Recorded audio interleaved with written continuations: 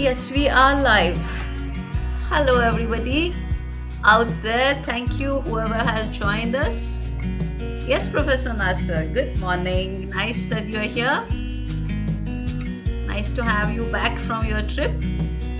Professor Nasser was conducting lectures somewhere in the US and is now back. Okay. So I'm going to take a moment to check that everything is okay everywhere.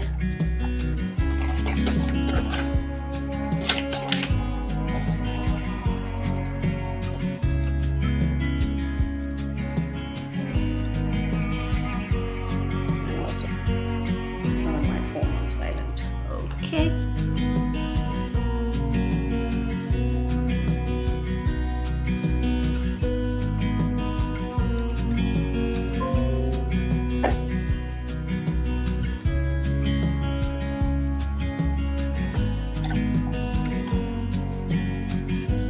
Okay.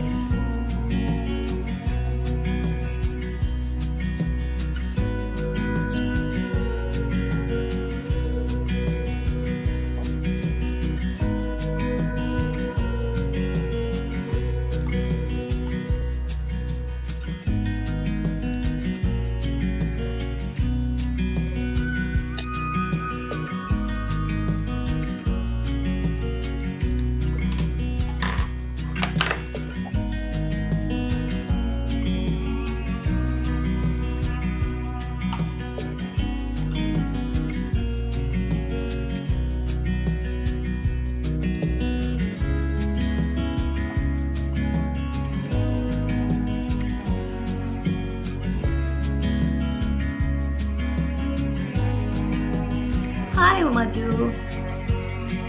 Yes. When I can hear myself in multitude of directions, I know everything is working. Okay. We are good to go. And Nandini, hi. Good morning, Nandini. Good morning, Dr. Sunita. So apparently we have people joined from Facebook, from YouTube, so everything is good. And Priyanka, you are joined from two different places. I can't add you from both places. You hear me now? Okay. Yeah, I can hear you. I can hear you, yes. Okay. I guess everyone is sort of here, and yep, you can chat with the audience too, by the way. You can see their comments. So that is cool if you want to say hello. And oh, Anita is here. Hi, Anita. And of course, she will be here. Carla is here, so yes.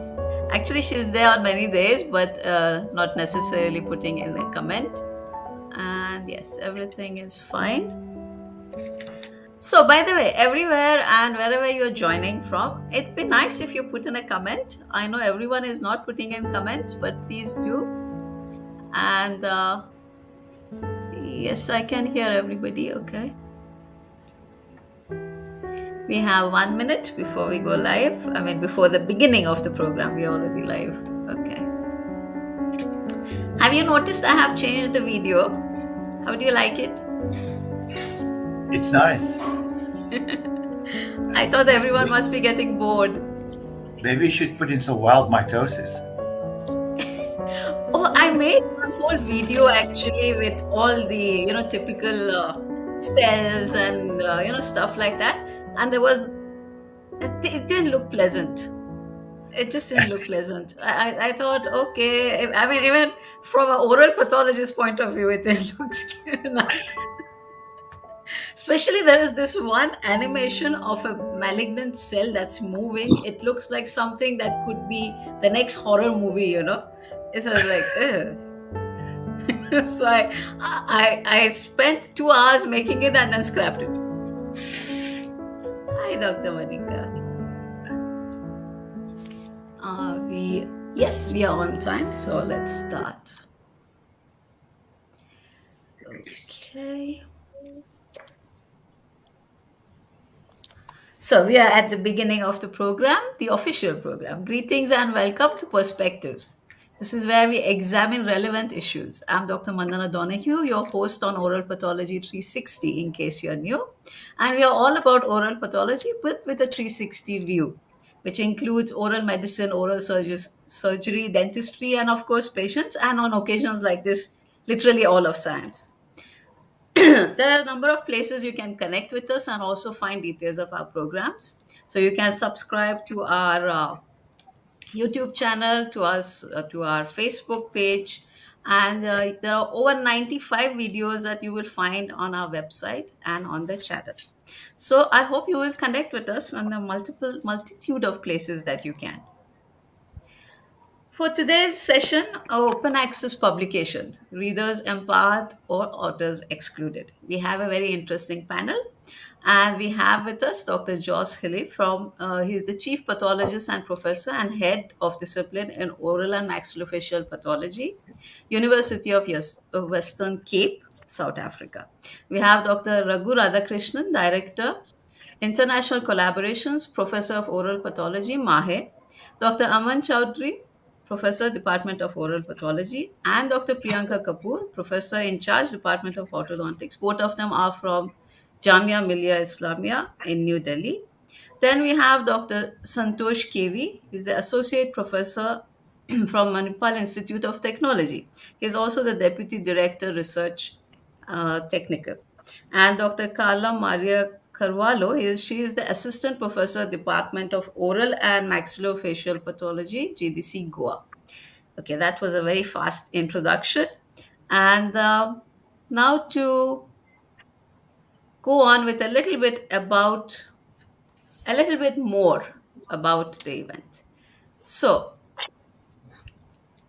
let's take a little short look at take a few minutes for a little background on this whole episode. So why? Now we all know where we stand today. Being a publisher of academic content has become such a lucrative business that new scientific journals are cropping up literally everywhere. They are outnumbering things like, maybe, where we used to have lifestyle magazines, sports, cars, celebrities, movies. All those magazines or all those whatever issues or journals have actually been outnumbered now in some ways, as far as the new ones go, by academic publications. Now this itself should have had given us some amount of a warning that something is not all right. It cannot be correct if this is happening. So this is becoming too lucrative a business and attracting all the wrong kinds of businesses. But why? Does feel very easy to blame that the publishers found an easy way and took it over, and it was just sort of taken up because it's the easiest business model. You think about it. If you think of a business that has a product that is brought to it by others who pay for the business to actually share that product or to sell that product. Now, this is the kind of a business model that would be a dream come true for anyone. So maybe we feel like we should blame the publishers, but actually it is not so. If we go back a little in time, we will find that actually it was the authors and scientists who pushed publishers, most of whom were actually reluctant to adopt the system. Now, you may wonder why. In the 90s, there was what was called a serials crisis. Now, this referred to the problem that the institutions have for continuing their subscriptions. Many very well established and very well known institutions around the world could not continue all the subscriptions that they had. That included even an institute like Harvard, who had to give up a number of this. They had to choose, which ones we are keeping, which ones we are not keeping. So this brought in a broader view and a broader problem that authors were actually publishing, but their work was not being read because obviously people could not afford it. So this led to a movement which was started, and it was called the Budapest Open Access Initiative. And it has two complementary goals. One is archiving, and the other one is the open access journals.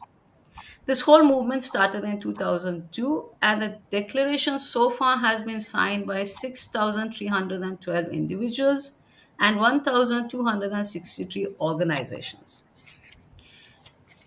There have been, of course, some necessity of getting literature that also, besides research, now we normally as researchers we keep thinking of research, but there are also other things. uh, Access has to be given to practitioners. That is how the latest in science can reach can be used for patient care, which was part of the whole open access movement. And there's of course no doubt that the intentions were good, and this is not to question that at all. But every good thing also has other sides and has to be examined again. This is 20 years down the line. That was 2002. We are in 2022. So let's take a look at what this initiative has brought us and what has been achieved and what has not been achieved, or what new challenges have crept up. For that, yes, we are back with our panel. And I don't know why everyone is not here. Can I see everyone? Okay. So, as some to have some basic background, so we will have start. We will go through two questions, but rather than each of you can speak about 5 minutes or how much you want, but rather than just repeating what another one might have said, we can just say if you have an agreement or disagreement with the previous point of view, we'll just say that. So, let's start with Professor Joss and our first question. So, how do you feel when this question, of course, will be passed around? How do you feel it has helped? Open access has helped in terms of readership and where it reaches. Yes, over to you, Professor Joss.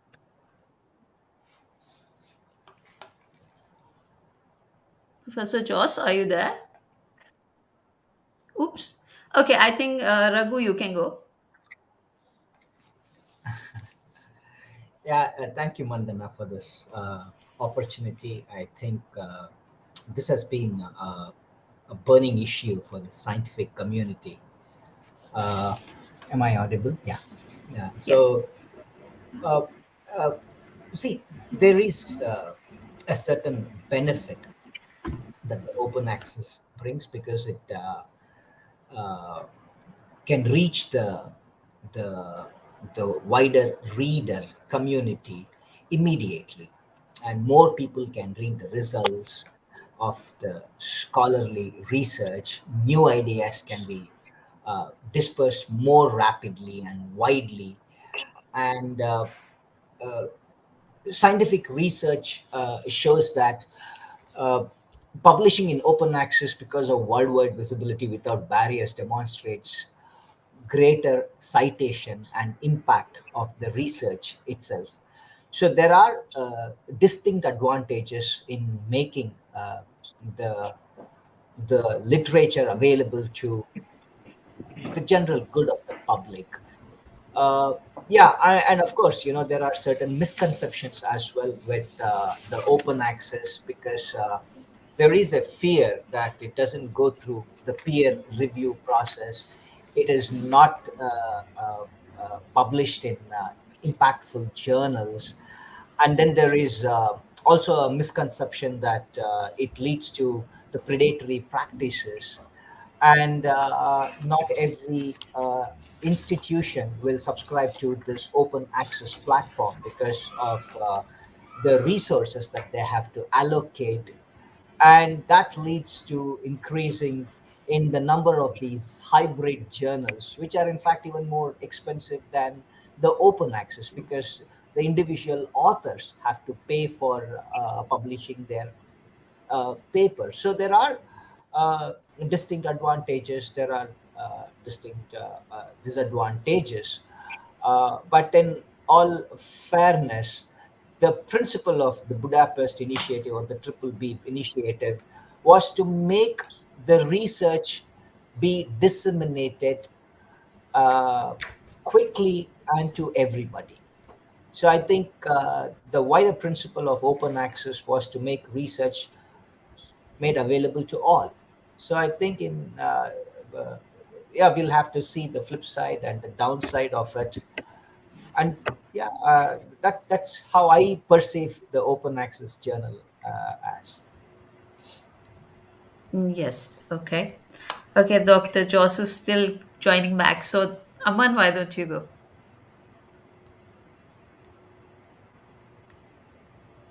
You're on mute. I'm totally in agreement with Dr. Raghu. Just a point where 2 points I would like to highlight here. Now, this is a COVID era which is going on, a pandemic era where the information was made free, and we have seen thousands of papers cropping up. Maybe the standard is good, maybe the standard is bad. We can discuss, but definitely open access was one of the reasons why so much of information was available, and used, misused, that can be talked about. Second thing which I would like to highlight here, where we have reached, uh, I think the main impediment is the slow movement of scientific culture practices. Now, we are really slow in adapting things, in a scientific community. Like when I was doing my MDS, it was strictly, that we will not go for a narrative review. We'll go for systematic review only. Now the things change. The things change in 15 years, 20 years. That things are changing in the scientific community, and same is with the open access as well. The scientists, despite of being data miners, despite of being very very broad in scientific approach, are very conservative in doing how they do the things. We doctors, we support open access, but when it comes to publishing, we will say we want it published in Nature, we want it published in Lancet, we want it published in impact journals. So that gives them a monopoly. They do not bend down to the monopoly and respond to the pressure which we are discussing of open access. So they have subscription, high subscription. They have a model which is money based, which is moolah based, and it's a vicious circle which we start. So I feel that open access should be balanced with the economical aspect as well. Okay. That's my point. Dr. Santosh, you feel we are at the moment discussing about whether open access has reached its goal as far as readership goes. Yeah, when you're talking about the open access with regard to the readership, yes, open access has reached the readership goal. So, but the thing is, when you look about the publication numbers which are coming in open access, see, though we may think that the numbers looks very high, or you're getting a very high number of publications from open access, but if you just try to look at the data on the open access publication. So 2010, so we had close to 32% of our publications coming from the open access journals across the globe. But as of today, it's only 42%. So the numbers are not that high as you talk in terms of a large number of open access papers are coming in. It's not true. It's only just a increase in some 15-20% over a decade. So with all the many of the countries signing an open access agreement also, but still the numbers have not increased. So you'll be surprised to know one thing, that when you're talking in terms of an India aspect, so we had published, we used to publish somewhere close to 24% of our publications in open access journals in 2010, but today it's just 27%. So it's just a increase in 10% with regard to the overall publications which are coming from India in open access journals. So the other thing which will be again a surprise is when you speak in terms of subject area like dentistry. So in 2010, dentistry publications, there were close to 67% of the publications were open access. Today, that number is just 58%. So, in the area of dentistry from India, so 67% were published in open access in 2010, but today that number is 58. So, the open access publication numbers have dropped, they have not increased in 10 years. So, especially when you're talking in terms of subject area of dentistry published from India. So the reach has not that happened. So though we talk in terms of having a higher reach, so but the actual motto of the publications getting into the common man with regard to the research has not happened to that level. So that's something which we need to look at. All right. Thank you, Dr. Santosh. So, Priyanka? Yeah. Good morning, everyone. So, I'm really thankful to Dr. Mandana for giving me this opportunity today to share my views. Actually, publishing is so close to all our hearts. I think we all are into research, and somehow, we have faced this issue of open access.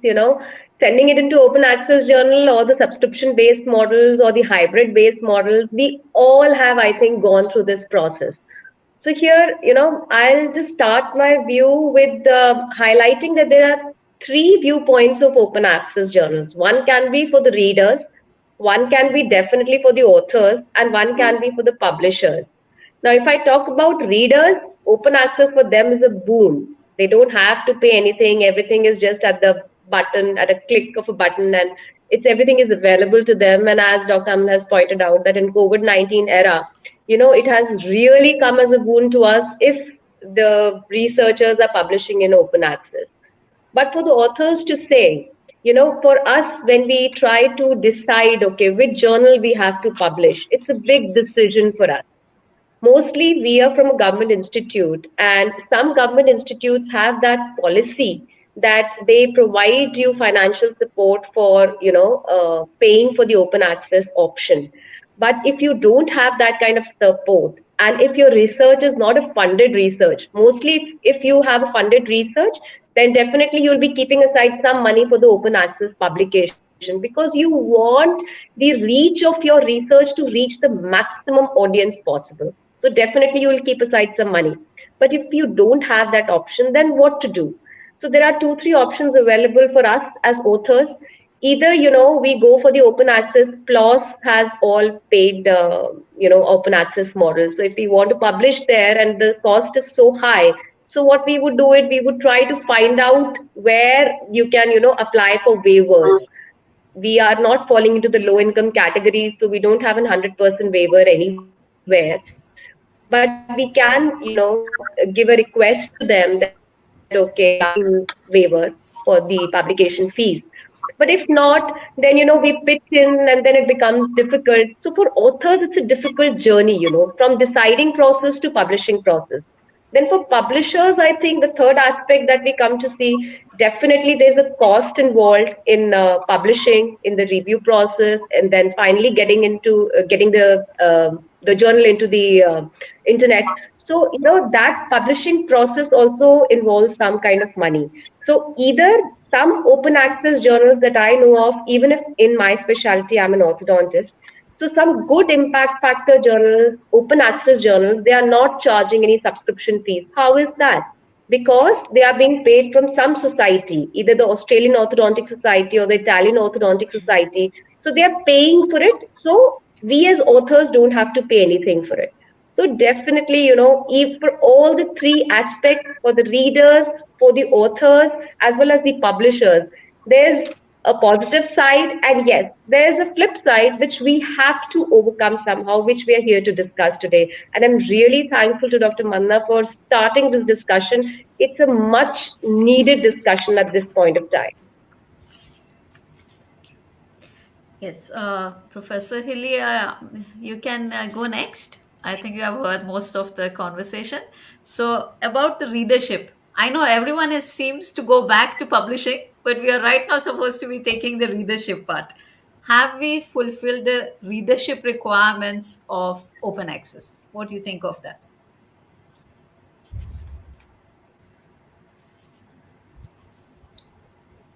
Well, Yeah.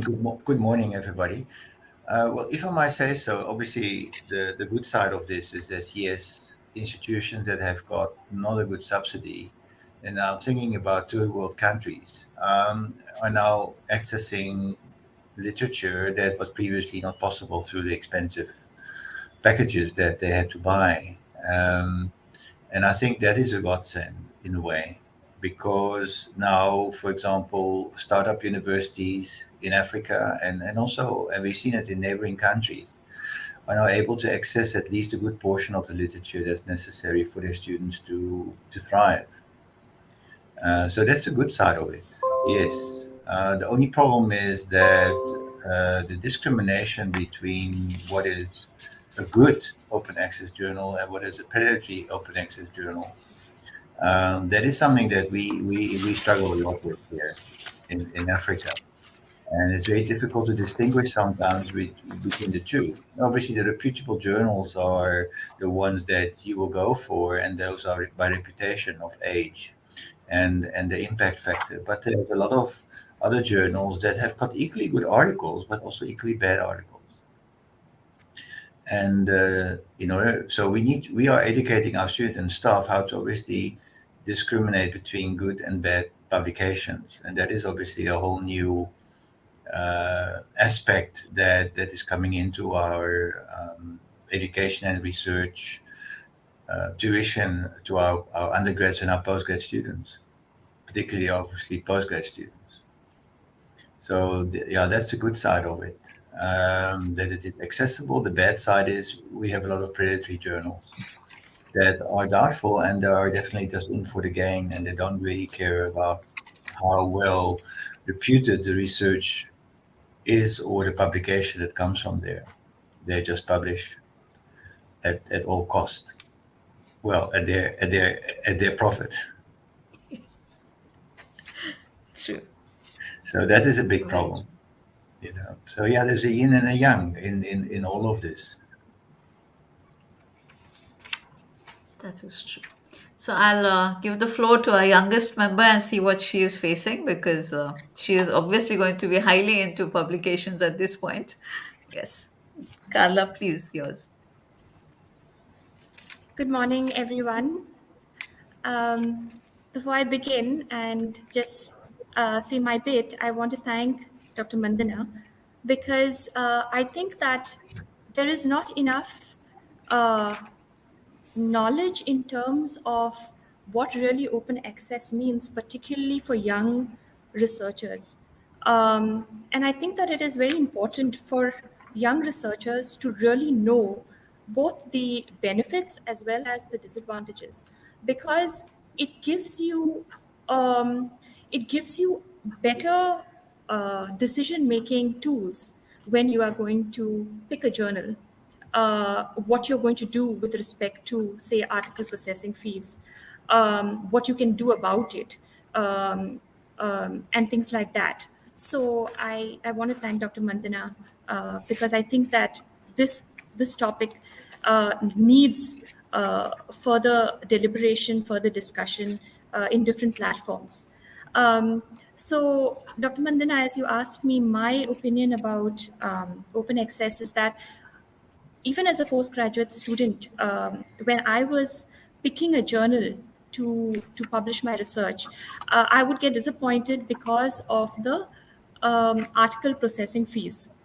But at the same time, as a reader, where I would get ideas and probably innovate, it was because all these articles were made free. I studied in a government institution, and so we did not have subscription facilities in our library. There was a facility, but it was very restricted. So I would always feel very thankful when an article opened and it was free to read. Not only that, I think that there's another important point in readership, and that is immediate teaching tools. So, suppose you're doing postgraduate lectures, you have all your articles ready for you to give immediate information, cutting edge information to students. And so, that also is another benefit for readership. Um, that is my opinion with respect to readership and open access. Okay. So I think I will just give a sort of a summary of what we reached now, before we get along. So the one thing is, to sum it up, is of course as far as readership. But no, I will start with this. Now, Dr. Santosh brought in some good points. One is that there has not been an actually that great an increase in the open access publications that have happened in the last 15 years, or from 2010, sorry, about 10, 12 years. So, which essentially means if the publications have not increased, obviously the readership has not really perceptibly increased beyond that much, which has become accessible. So, that's the first thing. But for the part which has become accessible, I think it has reached the fact that it is now accessible. The portion of the publications that are free are accessible to a large number of people, whether it is on practice side, whether to get ideas as a researcher and to innovate, or whether to get teaching, for teaching also, which is all there. So those are like the three arms of, essentially, I guess, medical or dental practices: the practice of it, the education, and the research. So it is helping on those grounds, definitely. But it has also brought in the flip side, which is the accessibility is both to the good stuff and the bad stuff. And very often you don't really know, and it is difficult. You cannot be sure, because there is a whole lot of predatory journals who are not bothered about anything but collecting money. There's even we will of course take that later, but basically that means the quality of what we are reading is not necessarily 100% what I would say definite. But then again, was it ever? I mean, sometimes there is content even from good journals which is questionable, which is at some level why we teach everybody, that analysis and evaluation of research, critical analysis, so of what we are reading to perform it. So this is again on the flip side, on the readership. So there certain onus will lie on us, but that is easy for researchers to have the knowledge to go through critical analysis. May not necessarily be possible for young students or for practitioners. So now that is on the flip side of reading. So let's go to the publishing side. What has open access brought to us as far as publishing goes? Yes, Aman, you want to say something before we go on? Uh, yes, ma'am. Before we Yeah, close the topic on readership, please. since the Dr. Priyanka has spoken, Dr. Raghu has spoken, everybody Everybody has spoken. you said the youngest member has spoken. I will tell you one more thing to be added here is that the reader mostly are at times forced to read, and they are forced to collect articles, and that's what actually taught me something, that DOI, the PubMed ID. If we talk about so much about that, the readership has gone down. I feel it has gone up because we have ResearchGate, we have DOIs, we have PubMed IDs, and that lead to the article itself. Somehow students manage to crack any article possible, even if the journals are not available. If the niche of open access has opened up. The open the niche of subscription has totally cracked down by students only. I really at first 2 years I was astonished. How did you manage this article? So maybe hush hush. I came to know there are softwares, there are ways to get that, but the nature, the Lancet has to open up for subscription somehow. They and that will put more load to the publishers. I'm pretty sure the publishing and the publishers and the authors are going to have much load because everything is trackable online as of now, readable as of Yes, Carla, please. Dr. Aman, I just want to add to the point you made. So there are sites like Sci-Hub, which is now known as Black Open Access. So that's how, those articles which are not open access, not gold open access, but are in subscription journals. It's easy to download them, read them, and they're just as good as gold open access in terms of copyright and licensing through Black Open Access. So yes, that's another tool which has come out of open access. I don't know in terms of the legal aspect of it, but it's yes, illegal actually. It's illegal. it's illegal. Yes. Okay, I'll let Professor Jose go and then Priyanka. Yes, Prof. Yeah.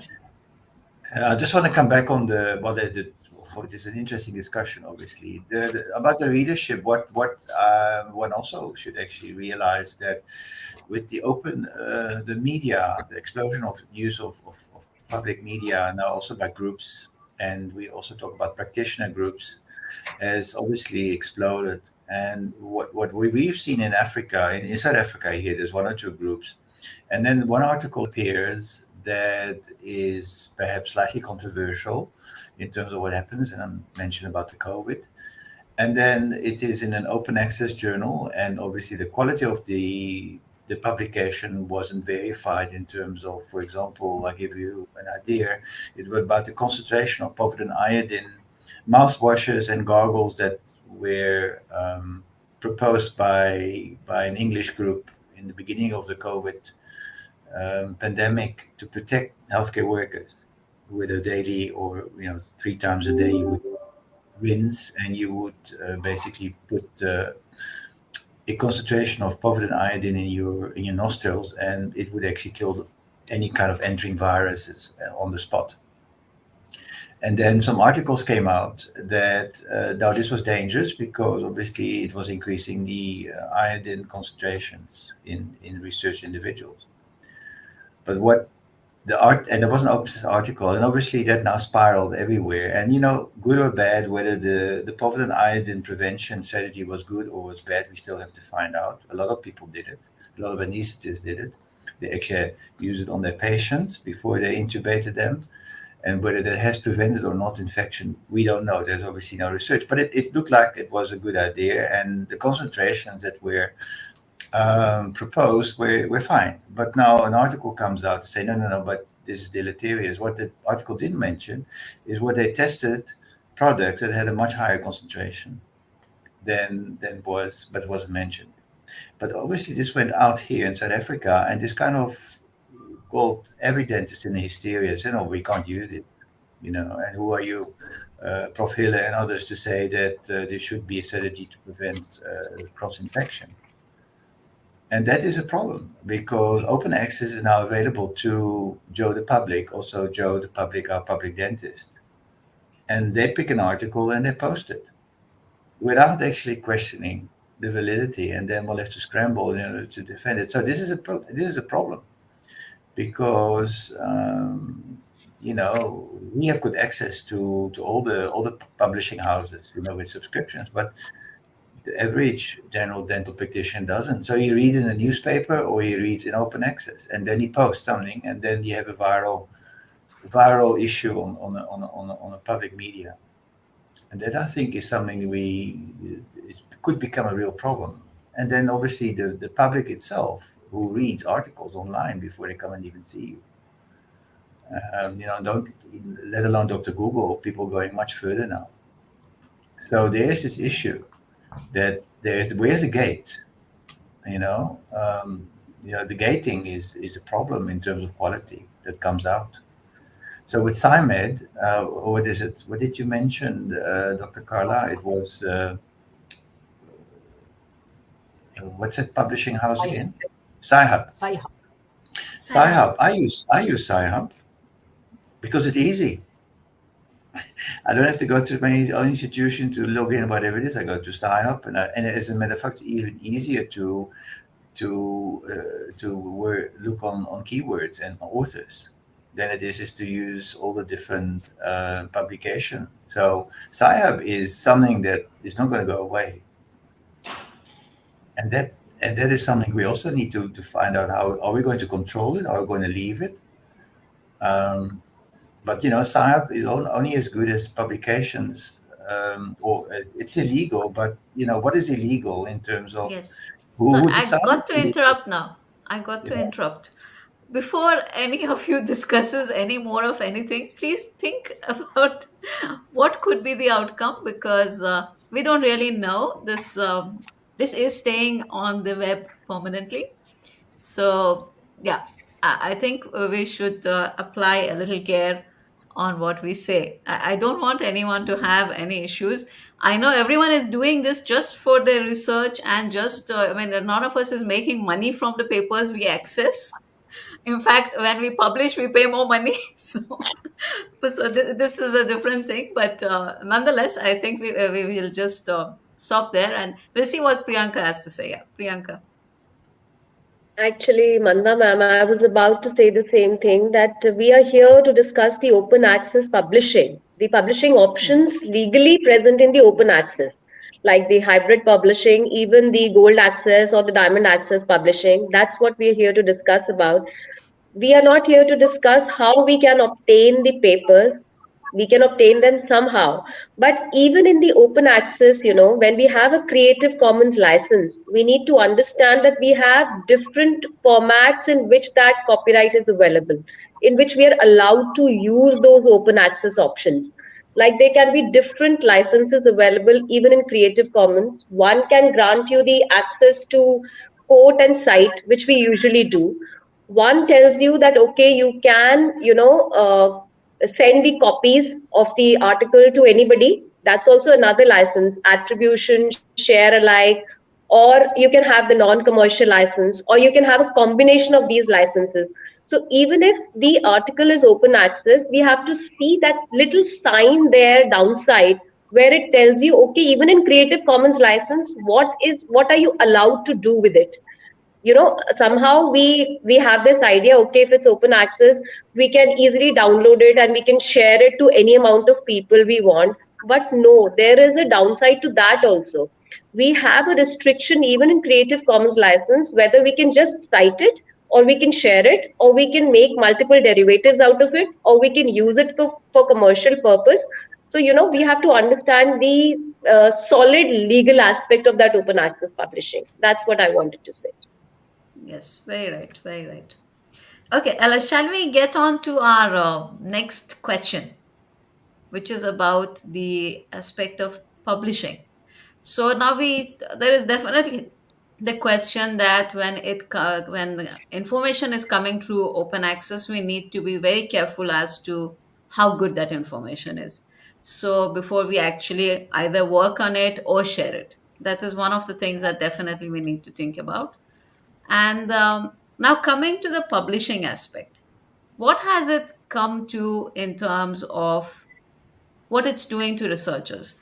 Now, to begin with, this was really at that point when I think in 2002, for that matter, there was really not that much of publications being authored by authors from low income and middle income countries.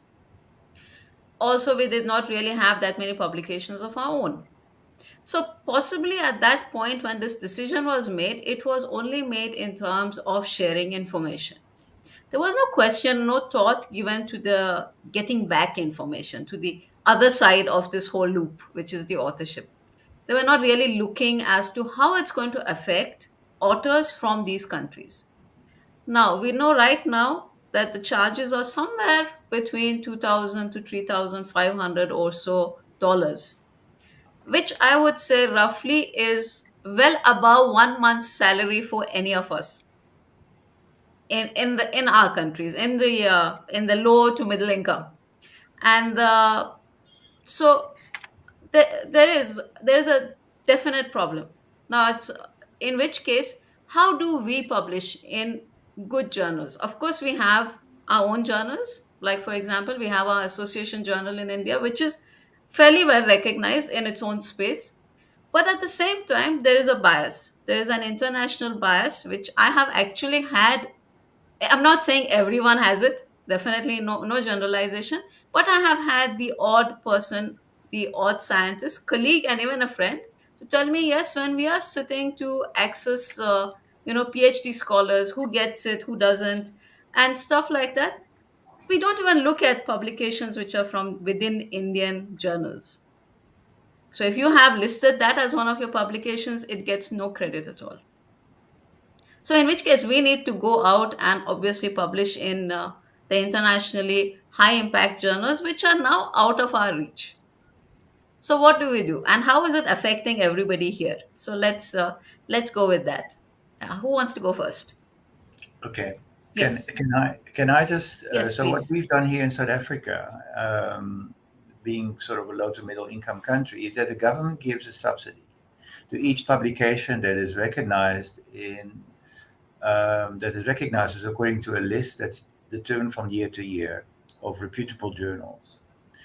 And so everybody can make submission as to what is a reputable journal to the government as an agency. And that gets either put or not put on the list, depending on the motivation and the impact factor. And then um, if a researcher publishes or a group of researchers publishes in a journal that's recognized, there's a subsidy of about 100,000 rand, which is equivalent about $8,000 or $7,000 of subsidy that the state will pay out to the institution or the institutions that the authors belong to, according to the distribution of the authors, proportionally. And it doesn't matter if you're first or last author or in between. So, and this is quite a complicated system. So the universities get, on top of their usual subsidy for teaching, they also get a subsidy for publication, which is actually quite a good income stream. And the government wants to promote publication by this incentive. And what the university, in our case, does is it doesn't give the money to the authors, but it puts it into an authors fund, which you cannot directly access, but you have to manage it through your institutional manager or directly with the research of the university. But when you want to publish, and you say, listen, there's a bill here for, let's say, $3,000, the university say, yeah, sure, let's look within your authors fund. Oh, yeah, you got the money. You can use that and you can publish. And here it is. Or there's even a discretionary fund that the university has, and on top of it, our dean also has a discretionary fund. So if a young researcher comes up who hasn't got a good record yet, wants to publish, they get indirectly subsidized from the subsidy that the government gives for each and every good publication in a recognized journal. So that's a good system. The only thing is, where does the money of the government come from? And obviously that is the Science and Education Department that obviously has that budget. But they do that to incentivize publication or publishing, which I think is a good system. And if it's well managed by institutions, then everybody benefits. It's not that I can go and buy myself a new car every time I publish an article, because that money doesn't directly come to me. And that is pretty well regulated in South Africa. So maybe that's a model that we could maybe also in India propose, even if it's on individual states or even university. Try to convince universities that, listen, this is how we can use a system to incentivize publication by young authors and even established authors, and not having issues like what you mentioned, the exorbitant amount of money you have to pay to publish compared to the salary that you receive. Okay. That's one way to go, yes. We will come back with the subsequent questions after that. I'll let Dr. Santosh go now. Yeah, good morning. So the thing is, yes, as Sir said, the countrywide agreements are some things which are very important. So if you look at any European country, so let it be the Berlin Agreement or the Budapest Agreement, so it was the countrywide agreement which is there. So even now the Saudi also has a similar agreements. So in India, somehow the Plan S, or what we call it as Open Access Agreement, has still not taken up. So the though the ministry has been speaking about it since long, it's not come into picture as of now in terms of the Plan S agreement. So that's where the institutions are coming forward. So like our institution has taken up it as an important parameter, and we have already had multiple such agreements. So it's again the institution things which have been done. But yes, it's a countrywide decision which needs to take, or it's a state government or the central government which needs to pitch in with regard to these. Because when it's going to be a consortium agreements, so it will be a win-win situation both for the country and also for the publisher. So, but that similar agreements will not fall in place with regard to the commercialization when it's an institutional agreement or it's a group or association which is making. So the bargain levels are very high when it's going to be a countrywide agreements. So that's something which we need to think of. So otherwise, it so happens that the author has to pay such a large amount. So as we have seen, though we ask waivers from many publishers, so either it's only a part of the waiver which they waive most of the time. So it's usually we get a 30% waiver or a 50% waiver which is there. So very hard to get 100% waiver especially when you have a core open access journals. So it's very difficult to get a 100% waiver in those journals. So we usually get a 20 to 30% or sometimes 50%. And again, they also see how many such waivers have been given at the institution level.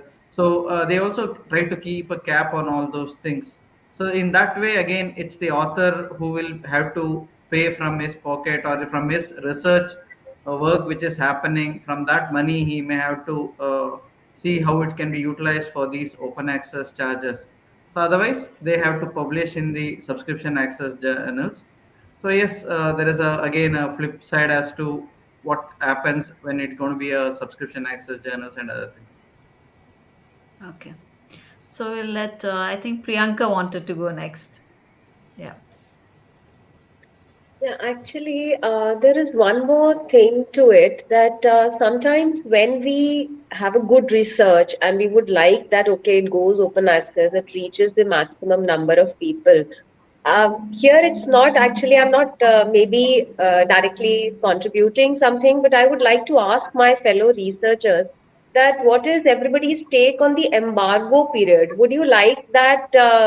Because mostly the hybrid version of open access, they take that for 1 year or so of embargo period, and then they will, completely do it open access.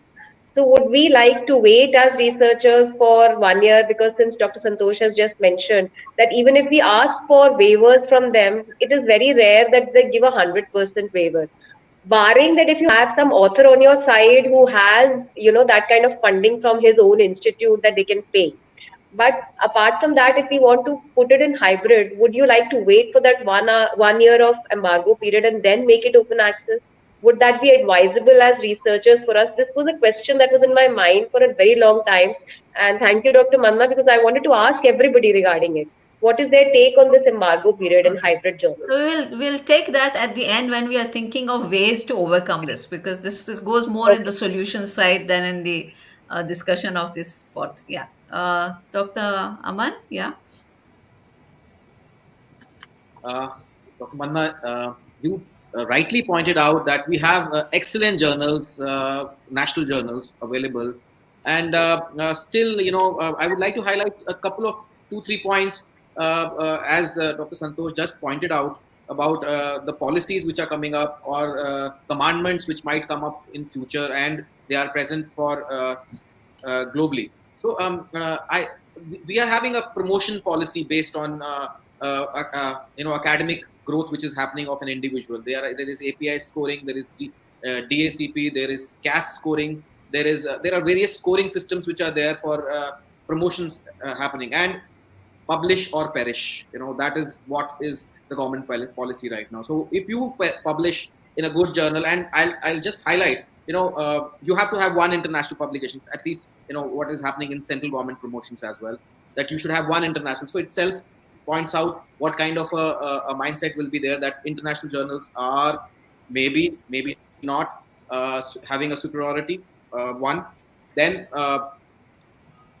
international impact, PubMed. These are the keywords. Scopus, Web of Science. They check everything. And then we have.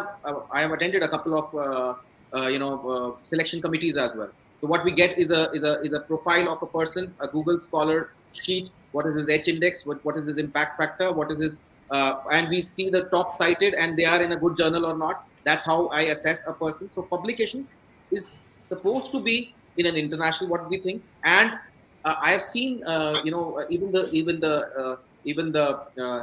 the societies, even the institutions promoting that, you will be given a 5,000 rupees grant or a 10,000 rupees grant if you publish in an international journal. They are supported.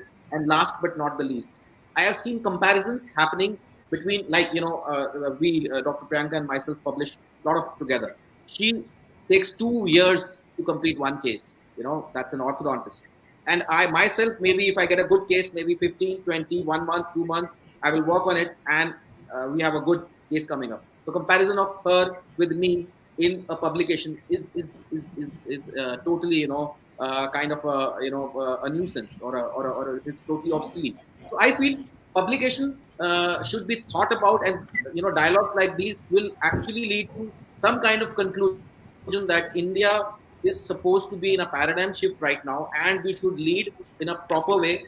And how other countries are adapting, we should also go ahead with such a way. Okay. Okay, the Raghu, what do you have to say?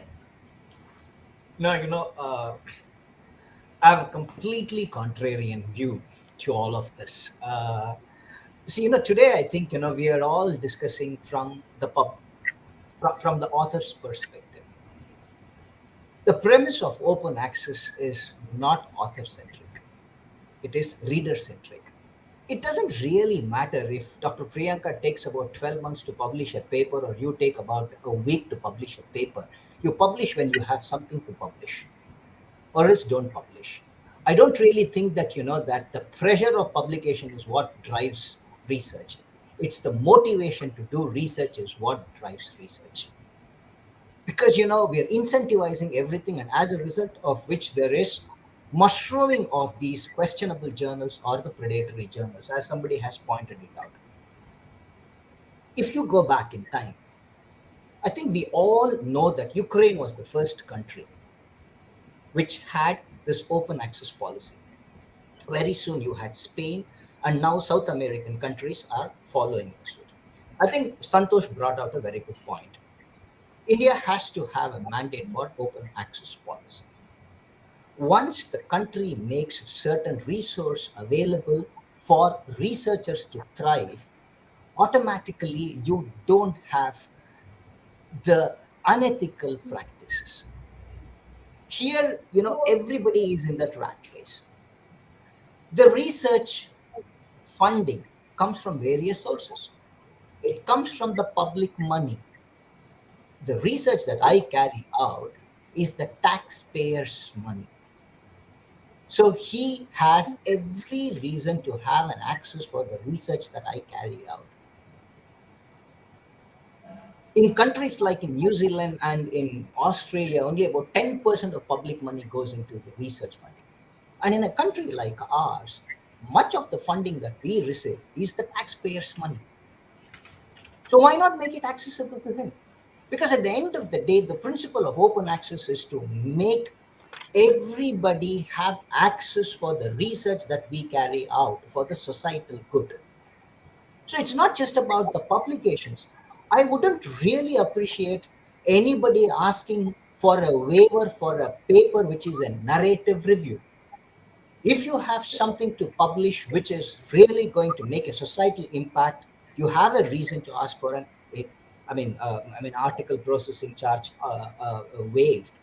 But much of what we do is basically to just increase our publication numbers. In what way my research has really made any impact for the society? If that is the principle, I don't really think that we would have the mushrooming of the questionable journals, because we are all in this race. And that's the reason I think Beale, when he actually came out with these predatory journals, he in fact had the peer review process itself as one of the criteria to shoot down a journal as predatory. And that is happening even today.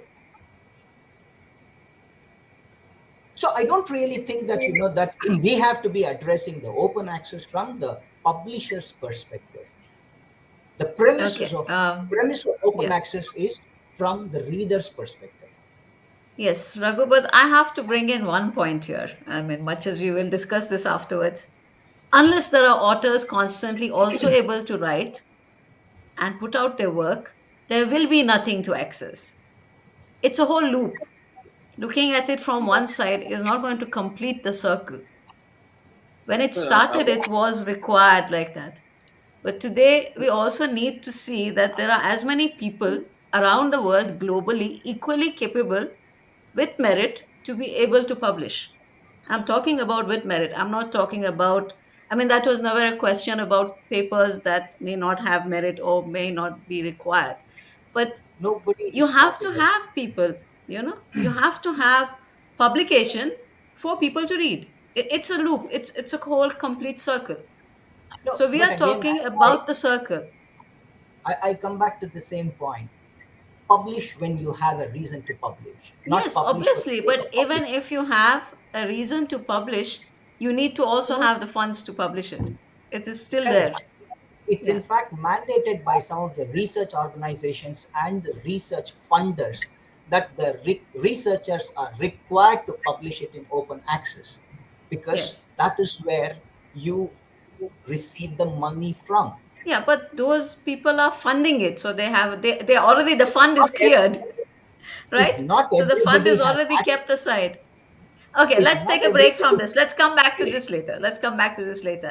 Now, Carla, why don't you also go, and then we will come back for the seconds. Yes. Yes, ma'am. Dr. Raghu, I just wanted to put one point forth. You mentioned about public funds. And so a lot of countries have adopted this Plan S, which states that if public money is used, taxpayer money, as you mentioned, then you have to make your research open access. But I have read recently there is something called a magazine called India Nature, which is part of Springer Nature's publication, and they had put up some figures and also some information which said that only 1% of India's GDP goes into research. That's number one, and number two is that India doesn't plan to adopt Plan S. It doesn't plan to adopt this Plan S policy. It's part of their One Nation One Subscription policy 2020. But they don't plan to adopt this Plan S. And I was wondering, there was no more information, but I was wondering, how is that legal if public funds are used? And also, they also mentioned the top funding in organizations, and they were public organizations like the Grants Commission, and so like a part of it was taxpayer money. So I was wondering, I didn't get an answer to that question as to why India doesn't plan to adopt Plan S. Okay. I don't really think any of us would have a direct answer to that, but that is something to think about. Yeah. Priyanka, what was it you wanted to say? Yeah, actually, in continuation with what Dr. Raghu has said, I would just like to ask two or three points. Dr. Raghu, I'm too much into evidence-based publishing, and I publish a lot of systematic reviews and meta-analysis. And one thing is for sure, whenever we ask for waiver from any of the reputed journals, it's never for, I think, a narrative review. We would never ask, but and even in fact, they would not even consider. So it has to be, yes, you are right, it has to be substantial research, only then we can put forward our request for the same. And more so that if we have to ask for a waiver, it would definitely be from a journal which is like BDJ Open or PLOS One. We can easily, if there are so many years of publishing, we can identify the predatory from the good quality open access journals, that's for sure. But yes, as Mandana ma'am has said, I totally agree with her that if we have money, definitely we can pay. But every time it's not possible on the author's side to, pay for the open access for the reader to view it. So yes, there has to be some model, some, as Carla has said, somewhere from the government organization that we should be given some incentive, to publish in good quality journals. That's what we really want. We want to publish in good quality journals, but then every time it's not possible on the author side also to pay if you're not getting that waiver. So that was my whole thing. Yeah. So at the I end would of like the to add day, that. I think it is really required to have more funding. But the question is how to get that funding. Government institutions or well recognized institutions or a university like Mahe are very dedicated to funding and to their research. so, So so, they so get the one is, funds. But what one is, happens to the average university and the average college? And some good work happens there too, not that it doesn't. People really work and really work hard. And then again, we are focusing. I do realize most of us are from India, and we're getting very focused in India. But this is a situation across the world. Just yesterday, I was reading a paper. There was a research done in the US and Mount Sinai. Researchers, like in 2020, 60% of everybody who was asked said that the publication fees are too high. Now, these are people who have funds, and these are people who are also definitely paid at a much different scale than we are. But even for them, so this is not really just a problem of India, this is a problem of the whole world. We have to think about it in a bigger picture. That is just now before we go on, yes, Aman, one last round and then we go on to what we can do in terms of Yeah. solutions. What uh, what I wanted to highlight in this thing was that, the publishers, the publishing people are being governed. It is that's what I wanted to. Yes, of course, it should be reader based, but that's what was I was trying to highlight, that even the policies of promotion, in the policies of this, that readers should be kept in mind while publishing as well. So when the policies are made, the policies of adapting what kind of a publication should be considered, should be there, that open access should be considered. That's what was the whole point of discussion, that the publications which are happening should be gauged in such a way. Of course, when we have good something to publish, we publish. That is there. But forced to publish might lead to a lot of problems when there is a thing happening just for the sake. That's what was the agenda. Yeah, this is a reality where sometimes, of course, because of various factors, researchers and academicians are driven to have certain number of publications, and that is happening. There is no question about it, and none of us can wish it away. It's not something you can wish away. It's a fact of life. But let's just take a moment and very short. I want every one of you to say now. Professor Joss has been obviously publishing from the days before open access till now, so, how has it impacted your publications, your number of publications? Do you give a thought to, in a different way than you would say 30 years back, to how you're going to publish a paper? Not really, actually, because as we rightfully was said by Ragdu, is that it is you publish when you want to publish, not because you need to publish. And I've always resisted the publish or perish situation, because that has generated a lot of papers that were not worth reading, and yet they count for somebody's promotion. And we're getting into the culture to say what is a high quality paper that you published and what is five other rubbish papers that you were involved in. How this going to count towards your promotion? And we're scrutinizing CVs at the moment for when people come up for promotion to see what quality of research have they published. So I'm fully agreement. So has it changed anything? No. We publish when we have something to publish, and we publish it preferably where we think that the concentration of similar papers is there. And that is actually where, because we want to basically get the discussion going with colleagues.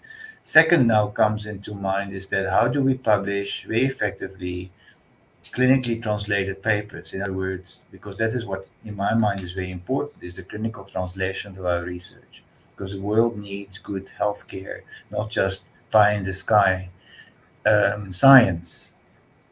And so how do you get that across effectively? That is for me a focus. In other words, instead of just doing over and over the same research with the same old techniques that everybody likes and is very comfortable, what have we done with the data that we have to benefit our population from good healthcare, preventative healthcare in particular in my field? And so where do you publish that? And that is in journals that actually address that, but which also will get the attention of other media. So that would really. So has it really changed much? No. I think you publish where you want to publish and where you think the need is publishing. No, sometimes we get papers rejected, and then what happens? A cascade. You go down the cascade, and that cascade, everybody wants to avoid it, but eventually, yes, some of my co-authors may then get a paper into a journal that is an open access journal, and we have to pay a lot more money than we would if the paper wasn't rejected in one of the prime journals. But that happens, unfortunately. But I am on the premise rather have one good paper or two good papers in good journals than a string of papers that don't really contribute much to science, clinical But science. there is this question. This I don't know how we got into this thing of only publish when you have something to publish. I think that's a taken, or rather, that's a given.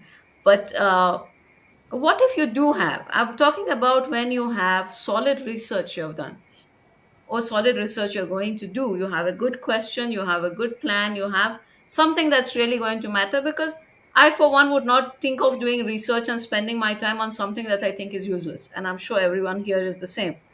So, in that, say, during the last 20, 30 years, has it made a difference? Has it come to a point where you say, okay, this is something I would really like to find and it is worthwhile, but considering that at the end, even if the question is there, we all know that not every journal, even good journals, and very often many journals are not interested in some findings, even though the finding is important,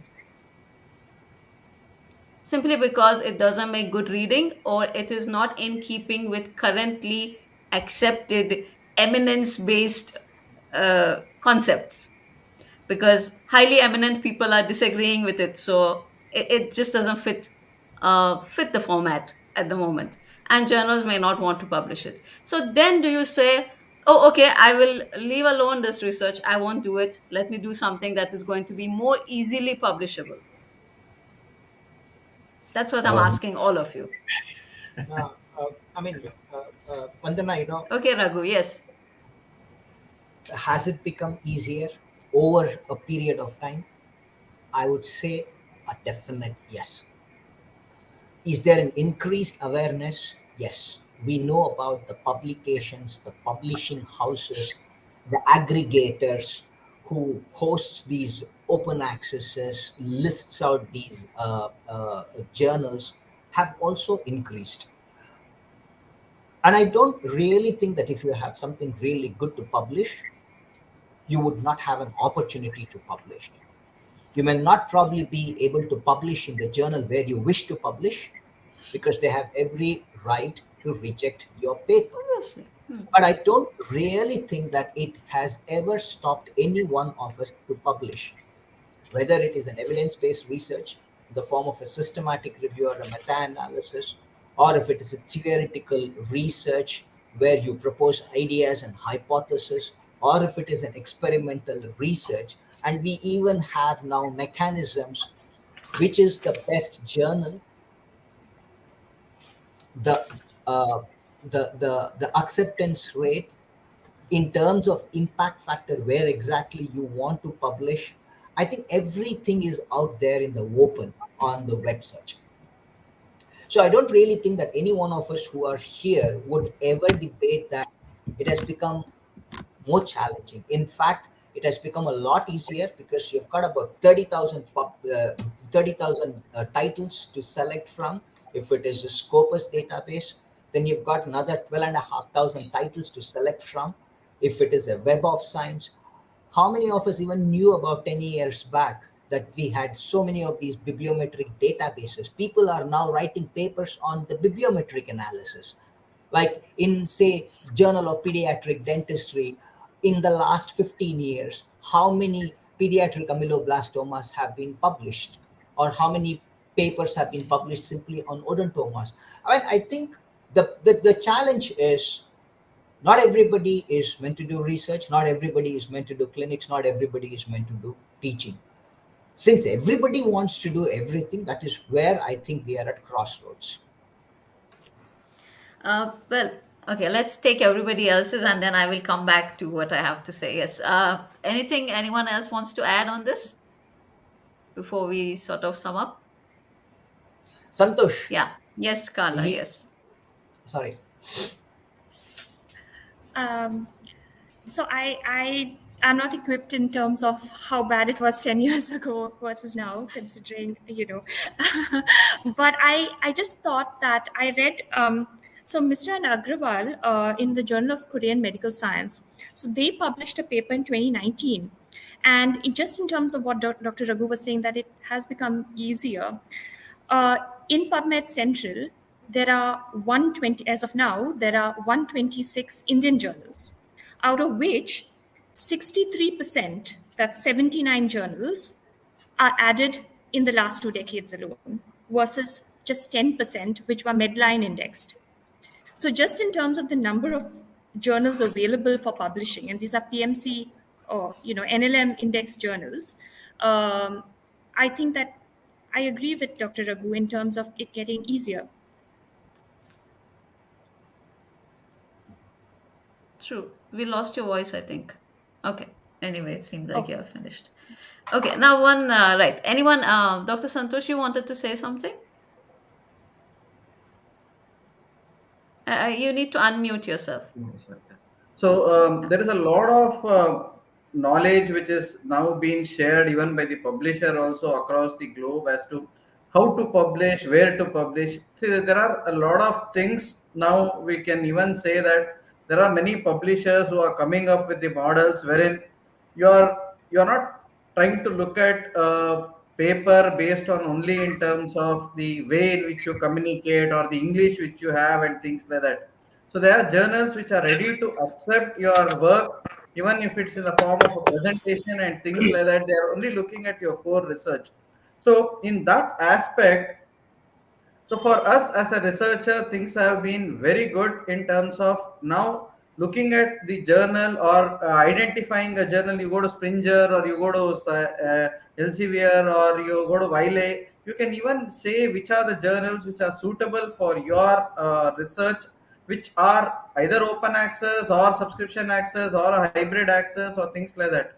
So in that way, things have improved in terms of the knowledge base.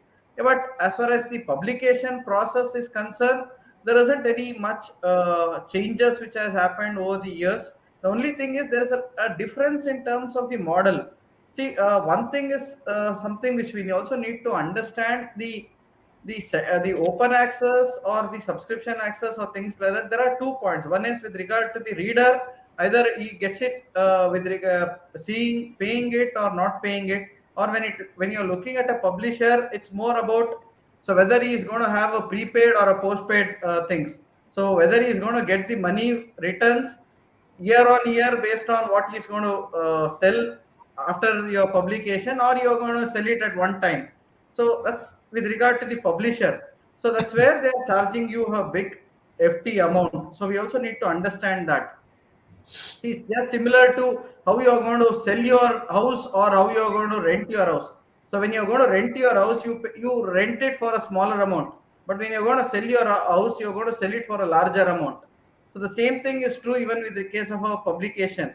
So a publisher will charge you so high APC because he is selling you. When you're talking in terms of a subscription, it's like you're renting it. So the subscription amounts are very large. So he gets a dividend of your publication even for 20 years. So, but that 20 years is cut short in only one time payment. So that's where the amounts are very large in terms of an APC. So we need to understand that also when you're talking in terms of a publisher viewpoint. So these are all these things are already there, and then there is a lot of knowledge which is there. But as far as the author is concerned, the process has not changed. The process has been a little more easier, that's all. But still, the quality is something which is supposed to be taken care. So the research is supposed to happen. So the author needs to put effort in writing things, articulating things. So that has not changed. Only there might be the models might have got changed with regard to the economy or with regard to the way things are getting published. So that's how I feel. Okay. Aman, you want to say something? Ma'am, I would like to highlight one thing very important, that both the authors as well as the publishers as well as the readers, all three have become have grown in their own sense. Like if we talk about search engines have improved, even the PubMed search has been there. If we do a systematic review, it becomes there are advanced search which are there. If we talk about on as per the reader aspect we were talking, and as per the authors aspect also, with such like Dr. Raghu pointed out, there are bibliometrics which are being published. There are letter to editor being published. So if you want to put your point of view across, there are many platforms available now. You just have a thought and you will get a chance to publish, I feel. But of course it should appeal. There are a lot of human things are also involved in it. It should appeal the editor. It should appeal the essence of the journal. It should appeal the, if like it is COVID-19 thing was going on, it should appeal the current situation. It should be a thrust topic. These all should be there. But of course, open access may be an issue, but definitely you get a platform to publish. Okay. Okay. Are we reaching a point where we are going to wrap up? Okay. So, all right. Now, the thing is, okay, as far as the publishing goes, we had some basic uh, comments that added up to two, three things. One is, of course, that as far as the funding goes, everyone agrees, and universities should fund, countries should get into agreements, or things like that. The second thing was that it has not made a perceptible difference to the way we conduct our research, to the planning of our research, in the sense of thinking, where am I going to publish this? Okay, but there was one thing of at the end of the day, we and I guess this is more my point, so now you can all disagree with it afterwards, is that at the end, I'm not questioning that publishers need to be paid. No business runs on air. They have to have an earning, and I'm not questioning that. Open access in terms of finding the data also is definitely good and useful. I'm not questioning that either. It has made a lot of difference. But I am questioning this situation where the costs are so high of publication that it is going to in most definitely put authors from countries with low incomes, or countries where, like we said, now it's in India, we don't have that much of funding to begin with, even for the research itself. So, if you have a funding for the research, then yes, the funders may say that we want it out in open access, and that's cool because, well, they are paying for it. So it's fine. As I'm See, I'm never questioning the fact that wherever you're going to publish or whatever work you have to do, the merit of the study has to be there. The study has to be good. The content has to be good. I'm not questioning that. This is all for things that are good, that are going to pass the tests of quality tests of any research. But at the same time, we need to also begin to remember that in 2012, in 2002, possibly publishers, a lot of authors from India was not an issue because there were not really that many authors from India or from the rest of the Middle East, or there are also, why only Asia? There are parts of Europe that are not necessarily all rich. There are parts of Africa that definitely fall into that. But there is good work happening everywhere. So, how are we going to now talk about it, discuss, and work around a system where we have all the good things plus some more good things? We are greedy. We always want to keep improving and keep getting more. So, have the free access, but work on a system where maybe we can work that meritorious papers, meritorious work gets a better access to be published. And just the fact that I don't have the money should never come in the way of scientific growth. And I think that is what should always be there. It should not come in the way of people learning in terms of reading, but it should also not come in the way of people getting their research and learning out there. So this is something I think that we need to work at. So we had one answer was that one of the publishing methods is that you have your paper in sort of a hybrid situation where there's an embargo period, which I think is actually not a bad solution. Yeah, all in all considered, it's not a bad solution. Anyone has any other suggestions? Or maybe you totally disagree with me, in which case that also is fine. You can say that. There is one thing, if I may be allowed to add here. Yes. I am very active on ResearchGate and the academic social platforms, just for academic purposes. And there, we have that option of putting our preprint versions online for everybody to view. Yes. So once where we have sent for publication, once they approve our manuscript, okay, it's ready for publication, that version we can put online as a preprint version. That gives more visibility to our work. Many researchers can actually contact us for our work, which is what we want. We want more citations. That's also one of the plus points of open access. So keeping that in mind, one suggestion that I feel is that yes, we can put the preprint versions online, for the researchers to view and for our work to get recognized, so that when the final version comes out, we can be cited.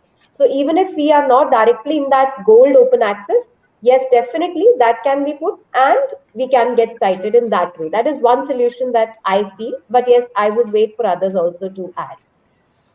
Okay. Anyone else? Yes. Mandana, I Yeah. don't know. This is a conscious decision that the publishers have to take. Uh, if the model of publication is for raising revenue and is for the business proposition, they'll have some way of uh, meeting with their expenses, meeting with their editorial expenses. I mean, I just sometimes fail to understand because the reviewers are not paid. Okay, the publications are uploaded in a PDF format. I don't really know where the publishers have to incur expenses. So Well, this is yes. the only concern that I have. Whether, I mean, I completely agree with you. The bane of all of this is the publication fee. The principle of open access is for the general good, but I think you will only have good papers, good research, good researchers publishing only if it is also uh, cost effective for the researcher. I mean, it's at times of austerity when you have uh, funding cuts, you have to have a mechanism. I mean, it's very easy for me to say that, if somebody wants to publish, they can look at Cochrane or Campbell, or somebody is interested in publishing something related to the public health research. You could look at Bill and Melinda Gates Foundation. See, all of this is in fact not helping the researcher. Open access largely benefits the public. But I think, there has to be a mechanism by these publishers that you will only have good papers, you'll have only good researchers, you'll have the good research output if also you make the publication machinery uh, cost effective. I think that is where I feel, you will be able to maintain a balance between what you eventually intend to achieve and also uh, be fair to the publishers, so be fair to the researchers, Very true. for which I Yes, think the Professor panel Jose. needs to come up with a policy. Yeah, no, True. I fully agree. I am just, the question is, what does it cost to publish? What does it cost to run a publishing journal? You're absolutely right. There's no more print. Everything is electronic. So how can you run a journal? Can you run a journal with 3 computers and 1 office and 2, maybe 1 secretary, if you know how to use your software correctly? So the question is the cost that publishers are charging, are they reasonable? Have we ever looked in this? Have we ever questioned it? Are market forces going to come into at some stage into play to say, well, that one costs so much, this one costs so much? It's always said that you win an election on ideas and principles, but you stay in the job because of the economy. And it's the economy that's going to rule eventually. And we started this discussion with an economic issue. So how are the economies going to play out against each other? And we've got different economies. We've got academic economy. We've got hard currency economy. And obviously, unfortunately, we are in that interface as researchers.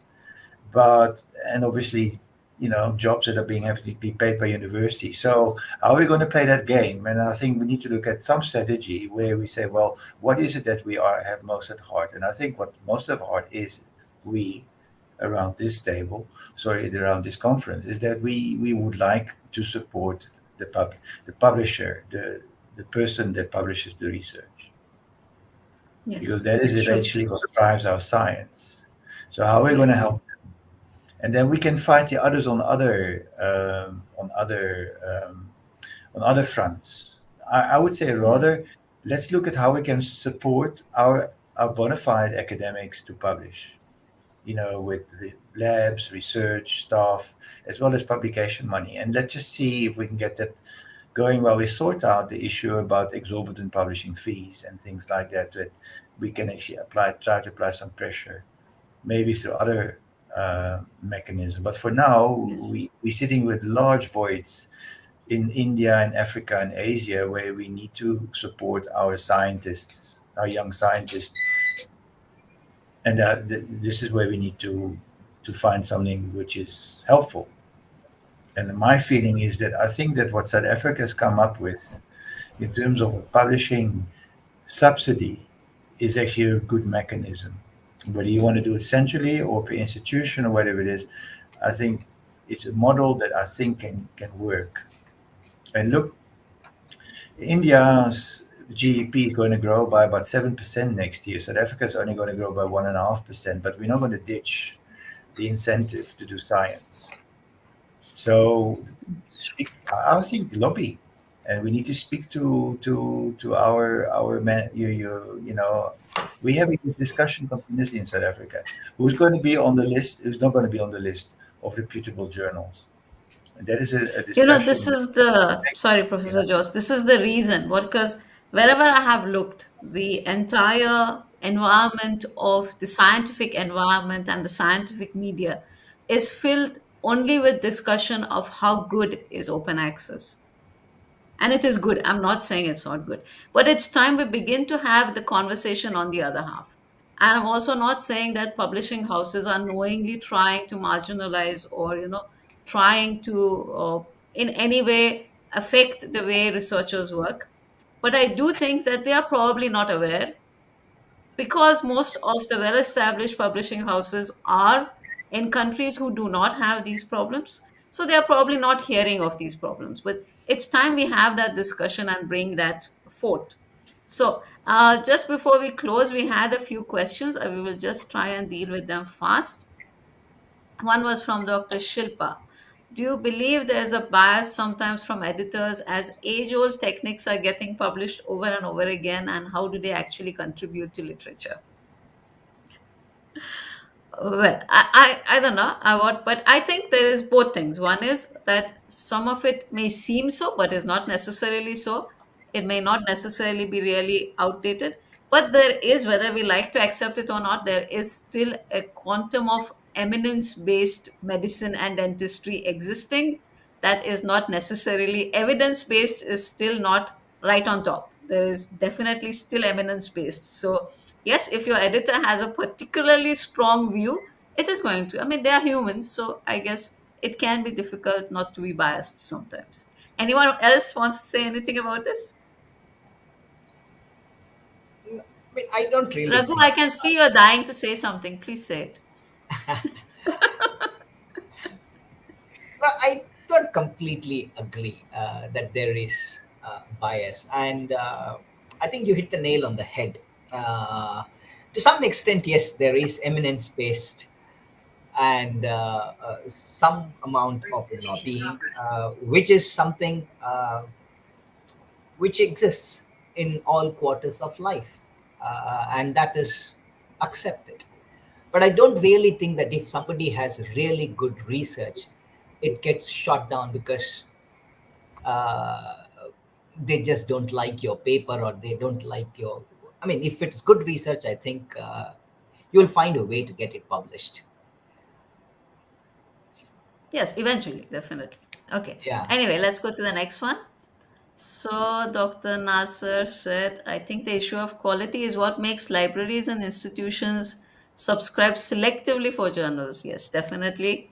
That is true. And we have one from Dr. Narayanan. What role can the Dental Council of India play in this, given that the latest promotion guidelines for faculty in dental colleges has been linked to points based on publications? Has it Chair, really ever come into effect? Because that's been hovering around for a long time. I mean, that exactly is bringing us down. I mean, I think Yes. this is what is leading to the rat race culture. I mean, not everybody needs to write papers, or just because somebody did not write a paper, it doesn't mean that his quality itself has to be examined, or his very existence has to be examined. But I guess somewhere I feel this has become the only parameter, which should not sadly be the case. There are number of ways you can actually assess and appraise a faculty's involvement in the institutional growth, and one parameter is publication.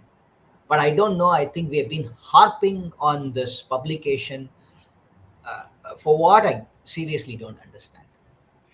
I think essentially, and it is an internationally accepted way of checking. I mean, it is the old way of checking whether someone is working or not working. So, uh, on on the academic and the scholastic aspect, but maybe we need to think about how else. And the whole point is, we remove this, we remove publication. What do we put in place of it in No, terms I'm of not trying saying to that we see remove publication. I'm how not to really. judge? How do you judge how well a person is working? No, I have my own answers. I think we can take it offline, Mandana. There is a four quadrant Okay. approach. I Okay, think I let's haven't do that spoken to you afterwards. about it. Yeah. Okay, let's do that afterwards. Okay, we have also one comment from Dr. Chaitanya. He is in general agreement. Research funding and sponsorship has become a business. Universities want to fund research because they are bound to spend some money every year on research as a university bylaw. And faculties are forced to publish to get promotion. This leads to unethical practices, corruption, etc. Yes, that is a complicated system there. And then we have there. This is there any regional bias? Asian articles are rejected directly by the European and American journals. I don't necessarily think that is true. I think we have publishers, authors here who are all publishing internationally. So there is. I don't know. What do you all say? I mean, I think it's to a large extent a negative mindset. I don't really think that, that anybody would want to reject your paper because you are from a particular region. In fact, sometimes because you are from a particular region, they seem to somehow accommodate your article. I mean, I don't really think that we have to be very negative about why our papers are rejected because we I, belong to a I certain. agree with Dr. Raghu on this because yes, definitely somewhere they kind of try to accommodate you because they want the research from the developing countries to come up. But yes, definitely they would check and cross-check your data, which is good in this sense because as researchers, then you'll become more potent and more diligent in your work. So I think that's perfectly. Okay. And anything else? Anyone wants to, any wrapping up single sentence comments?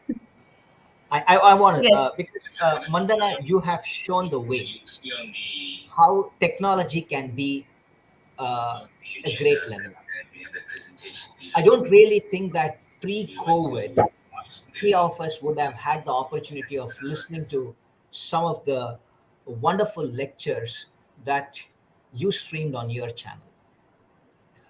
I was also part of the International Association of Oral Pathology conference. Without having to spend a rupee, I was able to listen to some of the best lectures.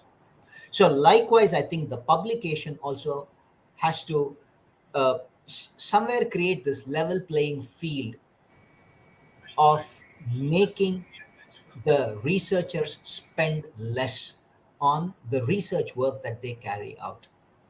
Even if there is a mandate, if the the premise or if the purpose of open access is to make wider uh, readability, and I think there has to be some level playing field through the use of technology by making the researchers publish their research uh, papers, the research uh, without having the researchers to spend money for that separately. Yes. We are looking for options. Now, the conversation will hopefully go from here and there will be more to happen. Yes. Anything else? Yes, please. So, Um, all what I want to say is that we discussed it previously. Obviously, yeah, sitting in South Africa, I see the middle of it from both worlds. I see the West, I see the East, and the bias against publishers or journals that look at publications or potential publication from the East and also from down south, which is Africa.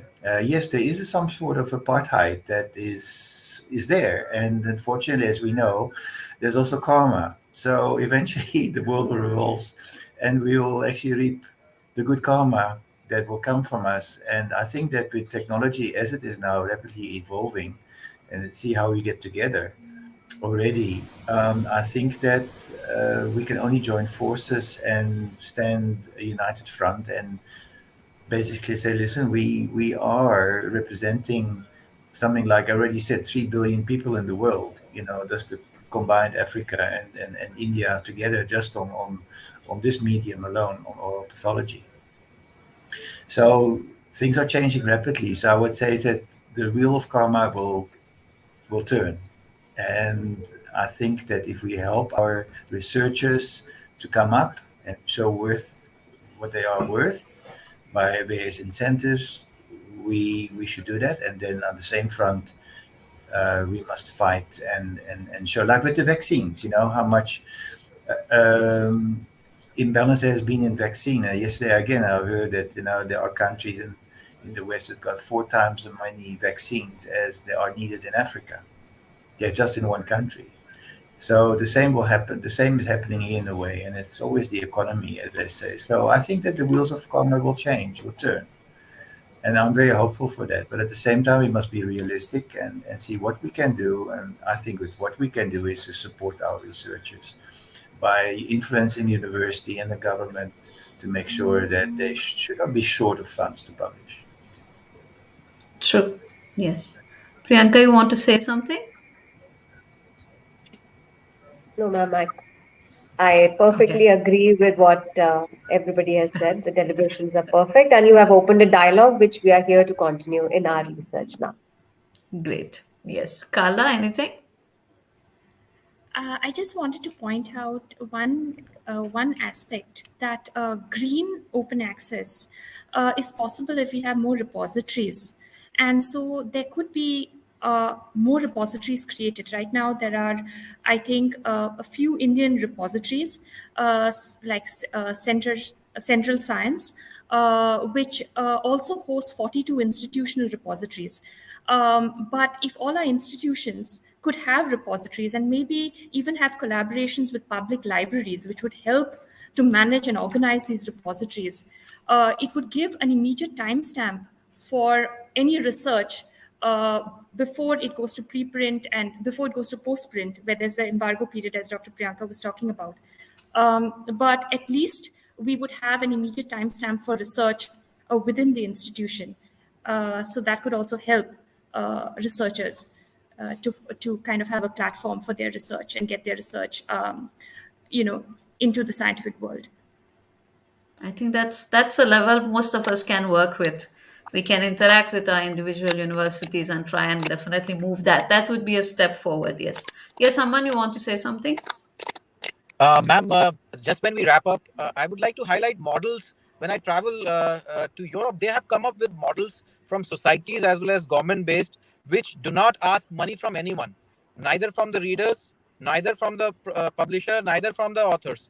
So I think we should be exploring those. Those are really, win-win situations where research is supported, research is also supported, and the publication is also supported by the government. So I feel, or and the societies as well, which have a corpus amount deposited, and that's how they work. So if societies also start to have such contributions towards publications, then I think that can be a way to move. Yes, definitely. Okay, so let's wrap up. It was an interesting discussion. Thank you for joining me, all of you. But wait till I share your certificates. So,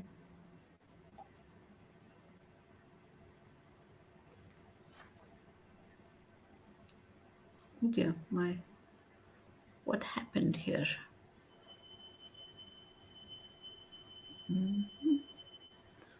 Sorry. Okay.